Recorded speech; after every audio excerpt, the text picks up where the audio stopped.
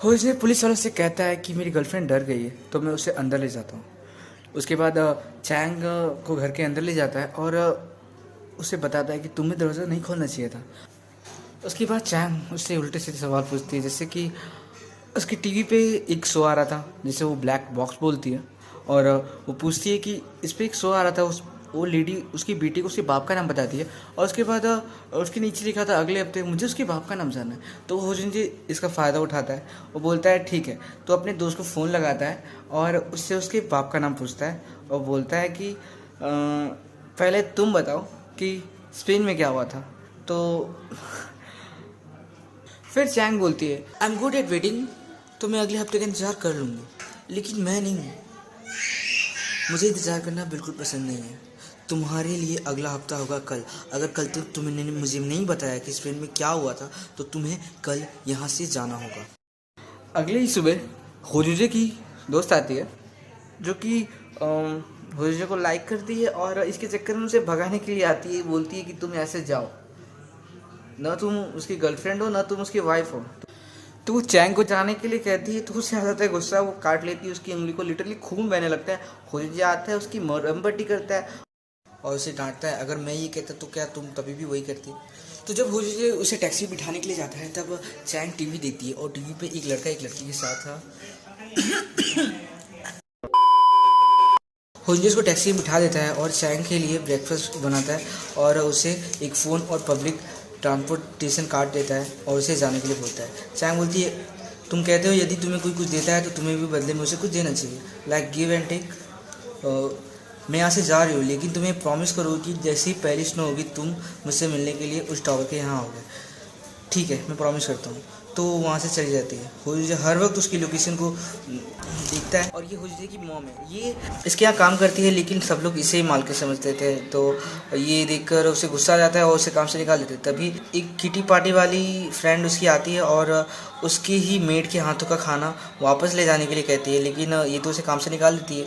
तो उसे जाकर उससे माफ़ी मांगती है और उसे वापस काम पे आने के लिए कहती है।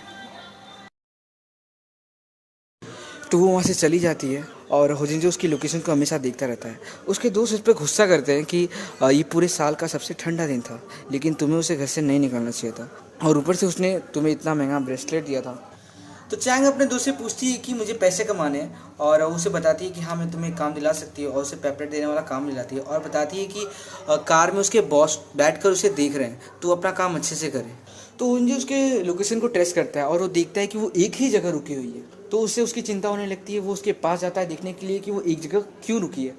तो देखता है कि वो पैम्पलेट बांट रही है, और उसके पास एक आदमी आता है जो उसको डांटता है, बोलता है, बताता है कि ऐसे नहीं बांटते हैं, ऐसे बांटना है और उसे पेपर को वापस नहीं खींचना है। तो उसके डांटने की वजह से होजुजे पार्किंग मैनेजमेंट वाले को फ़ोन लगाता है और उन्हें कहता है कि आप लोग बहुत अच्छा काम करते हैं, इसलिए मैं आपको एक इन्फॉर्मेशन देना चाहता हूँ। यहाँ पे एक कार पार्कड है, आप उसे उठा के लेके जाइए। तो उन लोग आते हैं और कार को उठा के लेके जाते हैं। होजुजे लोगों को पैसे देता है ताकि लोग उससे पैम्पलेट लेके मुझे ला के दें, और जितने ज़्यादा पैम्पलेट लेके आते हैं लोग, वो उसे उतने ज़्यादा पैसे देता है और लोगों को और बोलता है कि जाओ सारे पैम्पलेट लेके आओ, जाओ, जब तक ख़त्म नहीं होते तब तक ऑफ़र चल रहा है। जब होजुजे देखता है कि चैंग को अब भूख लगी है, तो एक लेडी के थ्रू वो उसे कुछ खाने के लिए भेज देता है। और जब होजुजे उस लेडी को पैसे देता है, तब वो लेडी होजुजे से पूछती है कि आप लोगों के बीच लफड़ा चल रहा है क्या? फिर एक आदमी उसके पास आता है और चैंग से उसका नंबर मांगता है, और तभी उसी वक्त होजुजे उसको कॉल करता है और बताता है कि अगर कोई तुमसे तुम्हारा नंबर मांगे तो तुम उसे काट सकती हो।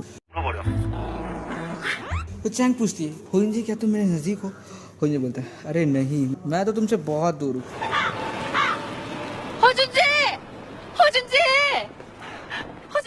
कहीं तुम मेरा पीछा तो नहीं कर रही? तो चैंग बोलती है कि मैं तुम्हारा पीछा नहीं कर रही थी होजुजे। तो उसके बाद होजुजे बोलता है, ठीक है, ऐसा होता रहता है और मेरा नाम जोर से मत लिया करो। चैंग उसे कान में आके बोलती है कि मैं तुम्हारे लिए पैसे कमा रही हूँ होजुजे, मुझे जो भी मिलेगा मैं सब तुम्हें दे दूँगी। उसी शाम को स्नो होने लगती है और पहली स्नो होती है, तो वो उससे वादा करता है ना कि टावर पर मिलने के लिए जाएगा। तो होजुजे पहुँच गया है और चैंग वहाँ से निकल जाती है उस टावर पर जाने के लिए। चैंग उस टावर पे पहुंचने ही वाली होती है, तभी उसका एक एक्सीडेंट हो जाता है। होजुजे उसको कभी से वहाँ पे इंतज़ार करता है, और जब वो नहीं आती है तो उसका लोकेशन देखता है और वो देखता है कि कभी से वो एक ही जगह रुकी हुई है। वो उसकी लोकेशन पे जाता है और देखता है कि वो जो पैम्पलेट बांट रही थी वो पैम्पलेट भी ज़मीन पे गिरे हुए थे। ये देख के उसे बहुत ज़्यादा उसकी चिंता होने लगती है और उसकी साइड में उसका फ़ोन पड़ा हुआ था। और वो कंफर्म करने के लिए कि ये उसी का फ़ोन है, वो अपने फ़ोन से उसके फ़ोन पर कॉल करता है और देखता है कि ये उसी का नंबर है और उसकी बहुत ज़्यादा चिंता होने लगती है। वो ड्राइविंग करता है और हॉस्पिटल की तरफ जाने लगता है और हॉस्पिटल पे कॉल करके पूछता है कि आज कितने एक्सीडेंट के केसेस आए हुए हैं। उसकी आंखों के सामने उसके साथ बिताए हुए हर पल को वो देखता है, उसे याद करता है, क्योंकि उसे उस वक्त उसकी बहुत ज़्यादा चिंता हो रही थी। उसके पास कोई घर नहीं था और उसने उसे घर से भी निकाल दिया था। वो हॉस्पिटल जाता है और वहाँ पे पूछताछ करता है कि हाल ही में यहाँ पे पेशेंट आया था क्या, वो पेशेंट कहाँ है। तो वो हर जगह चेक करता है, जितने भी एक्सीडेंट वाले पेशेंट थे वो उसे ढूंढता है। चैंग को ढूंढने के लिए वो हर जगह जाता है और देखता है कि वो कहाँ है।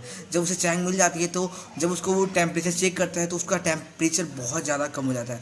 तो उसका शरीर एकदम ठंडा पड़ चुका होता है और डॉक्टर को बुलाता है कि आपने इसका टेम्परेचर चेक किया।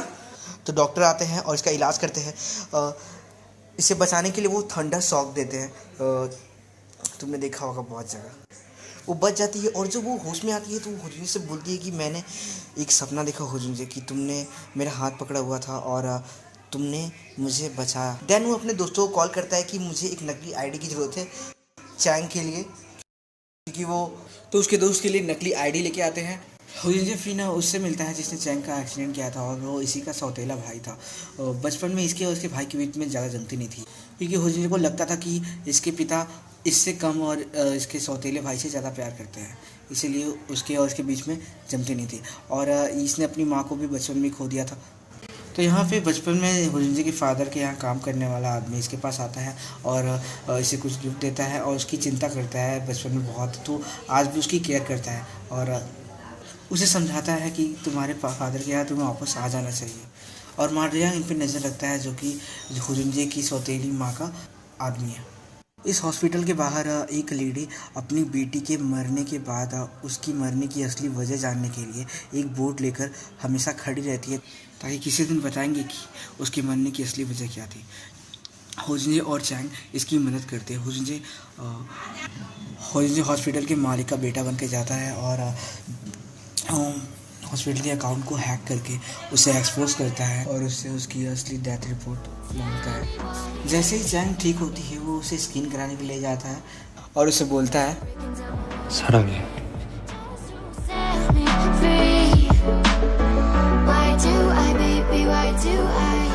गैस, वीडियो को लाइक किए बिना मत जाओ, प्लीज़ लाइक करो। और मेरा एक और चैनल है जिसका नाम है द अपडेटर, उस चैनल पे जाओ और सब्सक्राइब कर दो यार। लिंक डिस्क्रिप्शन में है, तो जाओ उसे लाइक करो और सब्सक्राइब करके आना।